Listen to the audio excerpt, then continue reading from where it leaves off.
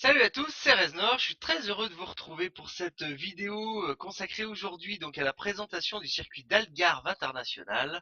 Ça n'est pas mon idée, c'est l'idée d'un internaute qui m'a posé cette question et qui m'a demandé si je pouvais vous faire découvrir tout ça, et donc c'est évidemment avec plaisir que je vais faire ça. Donc Algarve International, c'est un circuit qui se trouve au Portugal. D'après cet internaute, c'est un circuit qui mériterait qu'on y organise un Grand Prix de Formule 1. Moi, je ne le connais pas, donc je ne peux pas vous affirmer. Mais en tous les cas, effectivement, ça peut être intéressant de découvrir ça ensemble aujourd'hui. Euh, on va pouvoir découvrir les différentes courbes du circuit, les différents pièges éventuellement. On va pouvoir discerner les courbes rapides, les courbes lentes, etc. Donc là, déjà sur un premier, là, on l'a à l'écran là à côté de la Porsche. On voit déjà que effectivement des grandes courbes rapides, il y en a assez peu. Un petit peu à l'image des circuits modernes. Il y a éventuellement une grande courbe à droite avant la ligne de départ, mais après ce seront essentiellement des freinages et des courbes assez serrées. Donc on va voir ça. On va tester également différentes voitures dessus. Donc ici, là, vous voyez par défaut, j'ai la Porsche Ruf Yellowbird, donc qui n'est pas une voiture de course, hein, mais qui est une voiture relativement légendaire. Enfin, quand je dis que c'est pas une voiture de course, peut-être, on peut quand même se rendre compte qu'elle a certaines spécificités techniques. Elle est quand même assez puissante, hein, elle fait quand même 470 chevaux pour 55 kilos de couple, une vitesse maximum de 340 km/h, et elle fait donc de le 0 à 100 en 4 secondes. C'est quand même pas si mal. On voit à l'intérieur qu'elle a un arceau de sécurité d'origine, donc elle se rapproche quand même, hein, malgré tout, de ce qu'on pourrait considérer comme une voiture de course. Ok, donc je reviens à ma sélection. Donc là, je suis en hot lap, ce qui s'appelle, c'est-à-dire en fait c'est simplement pour réaliser des temps chrono, hein. Je suis à 16 heures, il fait 26 degrés. Le temps est à peu près correct. J'ai une accélérateur du temps, une accélération pardon du temps, de manière à ce que la visibilité, enfin l'environnement visuel évolue. Donc on va voir si ça fonctionne et on va voir ce que ça peut nous donner. Si ça se trouve, ça nous donnera rien du tout, hein. Donc comme je vous l'ai peut-être dit, Algarve International sur Assetto Corsa est un circuit développé par la communauté. Ce n'est pas Kunos Simulazione qui a réalisé ce circuit. Donc il y a peut-être certaines fonctionnalités qui fonctionnent. On va voir. Et donc on est tout de suite parti pour, ma foi,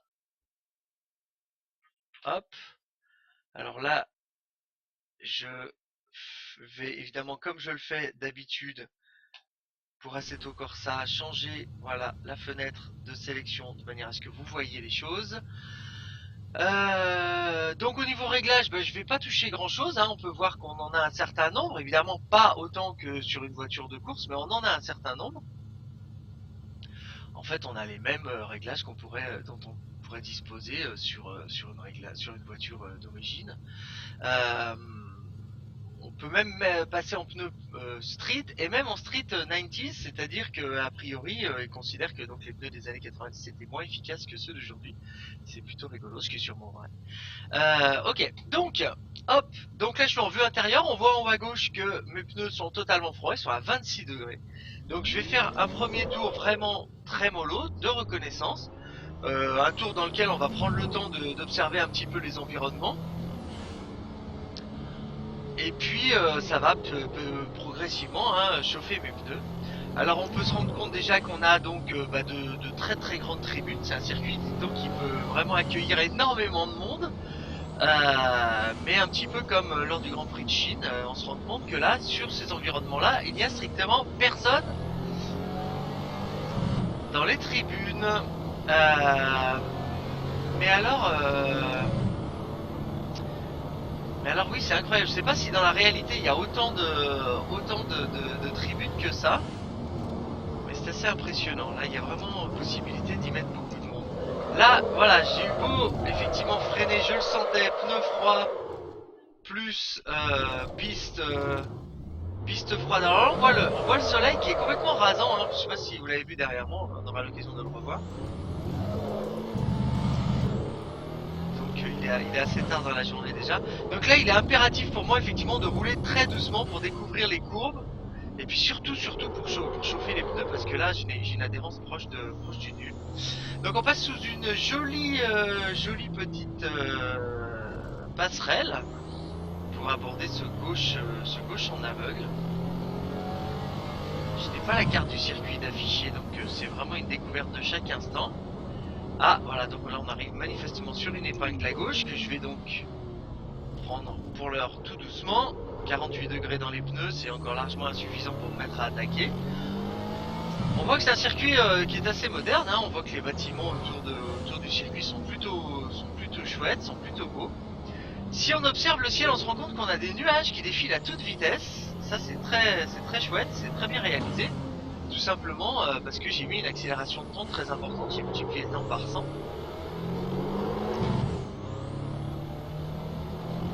Et on voit qu'on a des effets visuels qui sont quand même assez bien rendus, hein, puisqu'on a une progression de l'ombre et de la lumière qui est assez réussie. J'ai des réglages qui sont pas poussés à fond dans tous les domaines graphiques. Pour autant, ça pixelise pas trop, c'est assez joli. Alors là, voilà, hop, typique des Porsche, hein, j'ai rétrogradé un peu fort. J'ai mon arrière qui s'est mis à glisser. Bon, comme je m'y attendais un peu, on n'est pas sorti de la piste. Donc c'est un circuit qui est assez compliqué, hein, de toute évidence. Il y a énormément de courbes sans visibilité. Quand je dis courbe, on va même dire d'épingles sans visibilité, de gros freinages sans visibilité, de gros freinages qui délestent.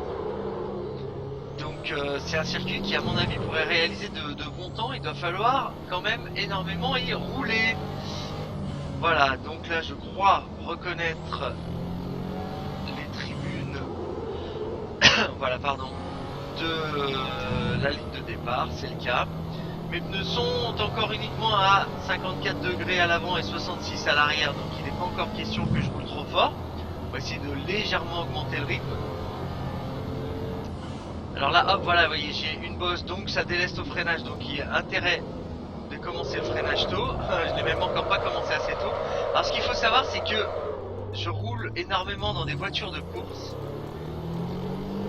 Et alors, lorsque je suis dans des voitures d'origine, j'ai vraiment un mal fou. Je suis incapable d'avoir des bons repères de freinage, puisqu'évidemment on n'est pas du tout dans la même efficacité, hein. Voilà, donc là j'observe un peu la température de mes pneus, elle augmente pas trop, hein. Il serait temps. Alors ce qu'il faut savoir, c'est qu'effectivement là, comme il est un peu tard dans la journée, bah, la piste doit être un peu plus froide. Et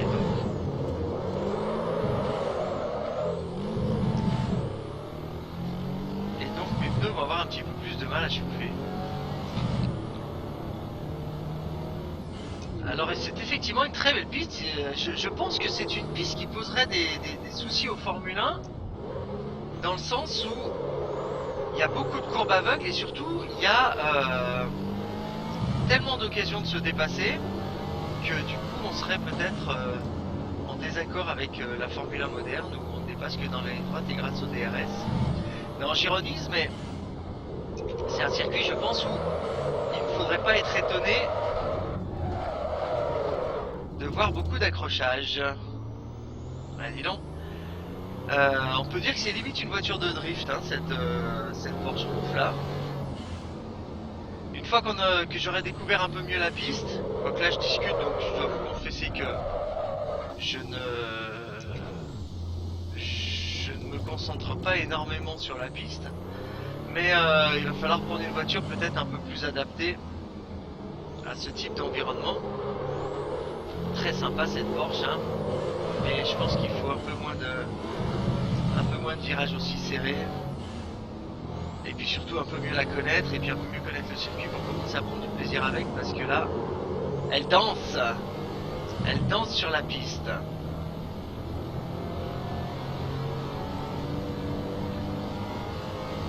Donc mes pneus sont à 72 degrés, donc j'ai pris pas beaucoup de degrés, hein. Donc je vais freiner évidemment beaucoup plus tôt que tout à l'heure, hein. J'ai freiné avant la bosse, on voit dans mon rétroviseur arrière que j'ai légèrement bloqué les roues.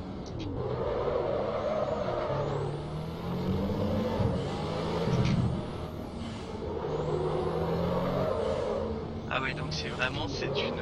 voilà. Quand je vous dis que c'est une voiture de drift, je me trompe à peine, hein. j'ignore si effectivement à l'époque où cette voiture était en vogue, elle avait un comportement aussi délicat. Mais je pense qu'il y en a beaucoup qui ont dû terminer dans les arbres.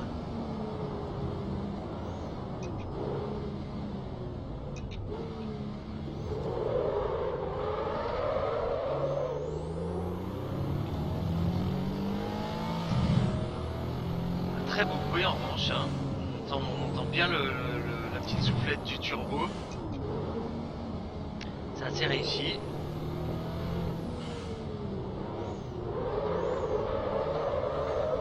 Donc là, ça mériterait peut-être que je fasse un petit réglage de répartition de freinage.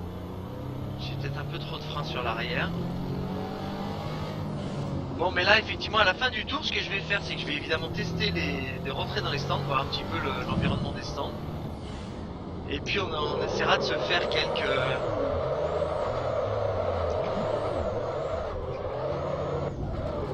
Ah bah, superbe. On essaiera de se faire quelques tours dans une voiture où on peut découvrir le circuit à une vitesse un peu plus élevée. Parce que là... Oh là là, puis alors les courbes aveugles, alors là je souhaite pas à mon pire ennemi celle-là. Hein. Il faut vraiment connaître son sujet, merci bien pour cette piste. Mais alors là où je suis étonné, c'est effectivement le circuit semble assez moderne, assez complet, d'assez bonne qualité. Et pour autant, je sais pas si c'est l'entrée des stands, ça je vais voir. Peut-être c'est pas du tout ça. Si ça a l'air quand même. Et c'est donc un circuit donc assez récent, assez moderne, et pourtant moi je n'en entends jamais parler. Alors peut-être que le WTCC va y faire un tour. Je suis pas ce championnat à 100%, donc je pourrais pas l'affirmer. Donc là j'ai évidemment j'ai pas d'entrée au stand assisté. Donc c'est moi qui suis à la vitesse où je veux. D'ailleurs je suis à 100 km/h dans les stands. Tranquillement. Oula, c'est bon. Alors là, hop, voilà, c'est le genre de petit bug assez rigolo qu'on peut trouver dans les pistes développées par la communauté. Là, tout d'un coup, hop, la piste s'est dérobée sous moi. Alors, ce que je vais faire, je vais effectivement sortir de tout ça, de manière à pouvoir... Hop, voilà, de manière à pouvoir prendre une voiture qui en soit une, et pouvoir commencer à faire quelques tours pour de vrai. Alors pour prendre une voiture qui en soit une, soit je prends une monoplace, soit je prends une berline. Vous savez que je suis assez fan de la Ferrari 458 GT2. Alors voilà, on va prendre ça. Et on va se tenter ça. Donc là effectivement on va avoir du freinage, on va avoir de la tenue de route. Et on va enfin pouvoir rouler un peu plus vite. Parce que là c'était un tout petit peu la croix et la bannière. Tac, ok, nous voici. Donc on va se mettre en pneu complètement soft. Et puis on va se tenter le coup. Donc maintenant que j'ai un petit peu vu la tronche de la piste, hein, on va tout de suite peut-être pouvoir rentrer un tout petit peu plus dans le vif du sujet, même si les pneus sont encore froids, ils sont à 33 degrés hein, pour mes pneus. Donc une grande courbe à droite, c'est celle qu'on avait repérée sur le plan tout à l'heure et qui précède la grande ligne de départ. Donc là déjà ça change de mayonnaise par rapport à la Porsche, hein, il n'y a pas photo. Donc on se rappelle ce freinage en bosse là, on va essayer d'anticiper légèrement puisque mes pneus sont froids et que je connais encore pas tout à fait les réactions de ma voiture sur ce circuit. Ouais, voilà, donc en fait là j'ai été plus effrayé par mon passage en Porsche tout à l'heure que par la réalité du terrain, parce qu'en réalité je pouvais donc freiner beaucoup plus tard. Ici donc cette courbe à gauche en bosse qui délaisse énormément, je me demande comment se comporterait une Formule 1 sur un virage en bosse comme ça.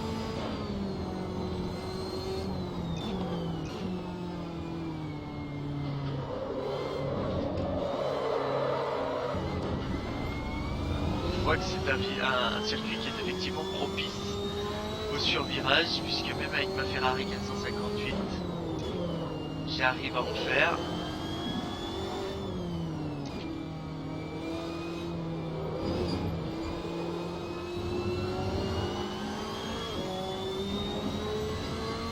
Cette évolution de l'ombre et du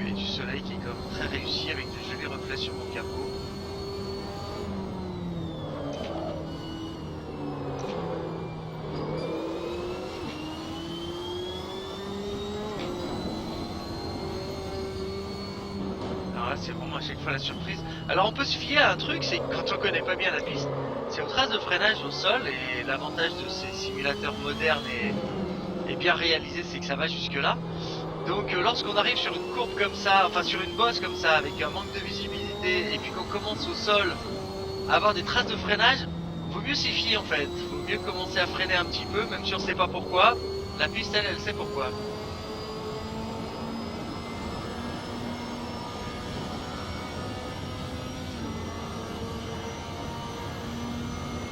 Ok, allez, on va se terminer donc un dernier tour, hein.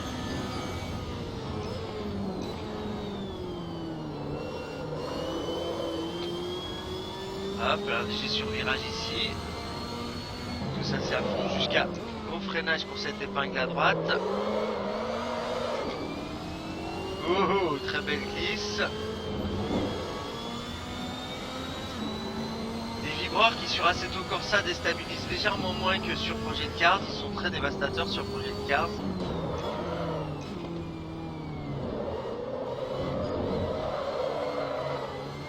Voilà, maintenant j'anticipe la glisse de l'arrière, hein, puisque je sais que là, sur ce circuit, la voiture va avoir une sacrée tendance au survirage.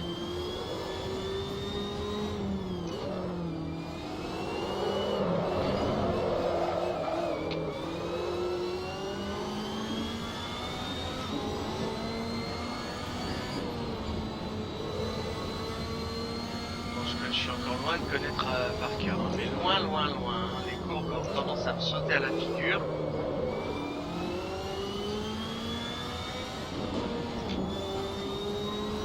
Voilà, donc box, ça sont tout en aveugle, hein, c'est vraiment effroyable. Il doit falloir 15 tours concentrés pour commencer à vraiment prendre la mesure totale de ce circuit, parce qu'il n'y a quasiment aucun moment où on peut se fier à notre visuel. Il faut quasiment se souvenir de toutes les courbes. Voilà, là on est dans la dernière grande courbe à fond, celle-là on est sûr qu'on la repère bien.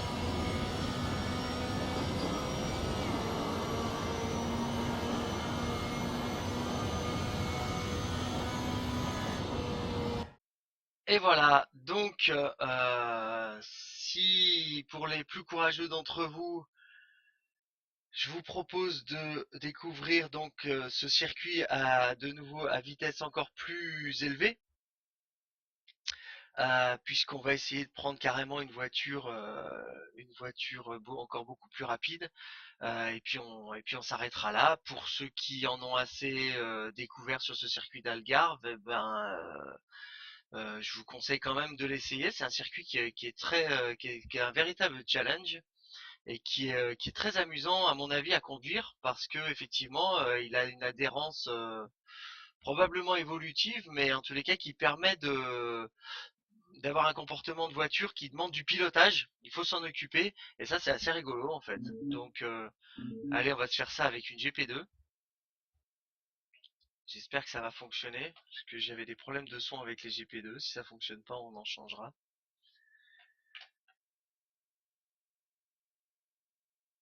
Tac, je change la fenêtre.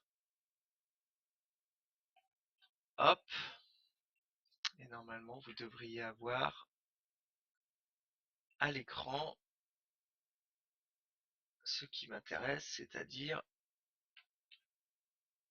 le chargement de la voiture. Alors, donc là, les GP2, c'est une voiture qui a été développée de manière communautaire. C'est une de mes voitures préférées du jeu. Enfin, c'était parce que j'avais des problèmes de son. C'est-à-dire qu'on n'entendait pas le moteur et que si effectivement je me retrouve encore là à ne pas entendre le moteur, bah, je serais obligé de... Bah là d'ailleurs j'ai des problèmes de chargement apparemment, donc ça règle la question, de toute évidence.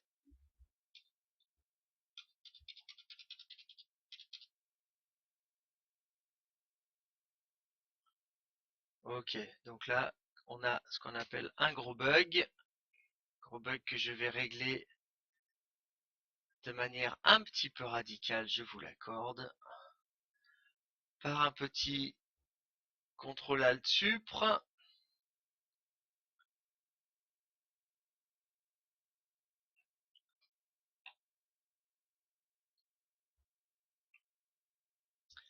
Voilà, et donc on va prendre une autre voiture.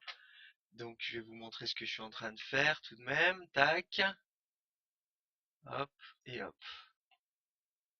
Alors, est-ce qu'on est revenu? Pas du tout. Donc là, il est... Ah si, c'est bon. Je me suis dit que décidément, on n'allait pas y arriver. Petite F1? Une petite F1 McLaren, super.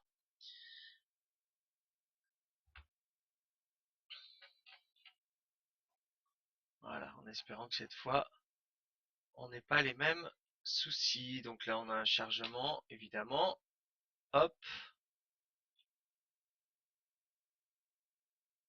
voilà. Une jolie voiture, développée par la communauté aussi, très très belle. McLaren de... Ben là, on a David Coulthard qui est au volant. J'allais dire Mika Hakkinen, parce que c'était son coéquipier de l'époque. Et on va pouvoir découvrir donc ce circuit à une vitesse nettement plus élevée avec une voiture qui a un autre type de... pardon, je me suis trompé de bouton. Hop. Avec une voiture qui a un autre type de tenue de route surtout, hein, puisque là on a beaucoup d'appui. Ça n'a vraiment rien à voir avec ce que j'ai essayé avant. Et donc en espérant que ça soit amusant. Qu'est-ce que j'ai comme pneu là? Qu'est-ce qu'il me propose? Du soft. Et bah allez go, allons-y pour le soft.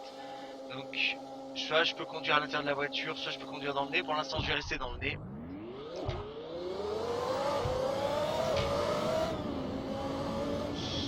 Alors en termes de retour de force, la voiture est beaucoup plus légère. Là je sens beaucoup moins le... Alors on entend le bruit hein, des anciennes Formule 1.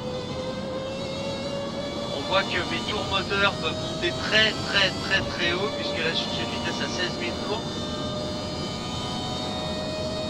C'est un monde qu'on a quasiment oublié ça. Hein.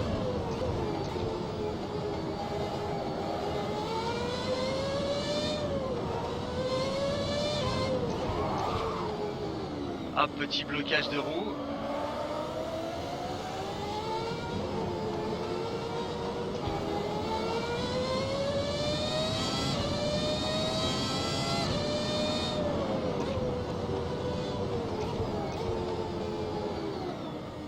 Voilà, je suis arrêté là, je suis posé dans ce virage.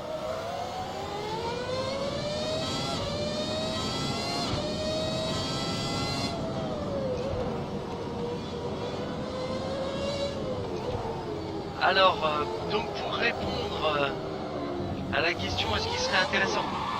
Pardon, c'est difficile de parler et de conduire en même temps, j'ai un peu trop mis de gaz. Ce qui a provoqué un survirage. Est-ce qu'il serait intéressant d'organiser une course de Formule 1 sur circuit? Course, j'en sais rien. En tous les cas, tourner en Formule 1 sur circuit, c'est super. Là, vous voyez, j'ai fait un demi-tour. Déjà, je me rends compte à quel point l'aspect vallonné et l'aspect courbe aveugle peut être parfaitement excitant dans ce genre de véhicule. C'est pas possible, c'est pas possible. Ok. Allez, c'est reparti. Les Anglais disent challenging, hein, c'est tout à fait challenging.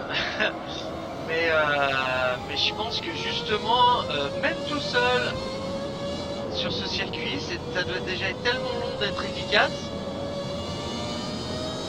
que c'est déjà tout à fait excitant et il n'y a même pas besoin d'adversaires. Alors je vous raconte pas quand il y a des adversaires. Allez, je fais un dernier tour et puis on coupera cet enregistrement. En tous les cas, j'espère que j'aurai été complet en termes de véhicule, de type de véhicule. J'espère que vous aurez pu prendre du plaisir. Oula, ouh. Ah oui, je me disais freinage aussi tardif, si là la F1 le tolère. Bah voilà, je me suis coincé. Eh bien, j'espère que vous aurez pu prendre du plaisir donc à découvrir les environnements graphiques de ce circuit. Si vous voulez le situer plus précisément, n'hésitez pas. Hein, vous avez fait un petit coup de Google et vous le trouverez sur la carte donc il se situe au Portugal. Quant à moi, bah, je vous retrouve bientôt pour une nouvelle vidéo, j'espère. N'oubliez pas, hein, Reznor avec un 3 à la place du E et un 0 à la place du O. Et vous me trouvez sous ce nom, soit sur ma page Facebook, soit sur ma chaîne YouTube. et évidemment sur ma chaîne Twitch. Je vous souhaite une très bonne journée et on se retrouve très bientôt. Salut!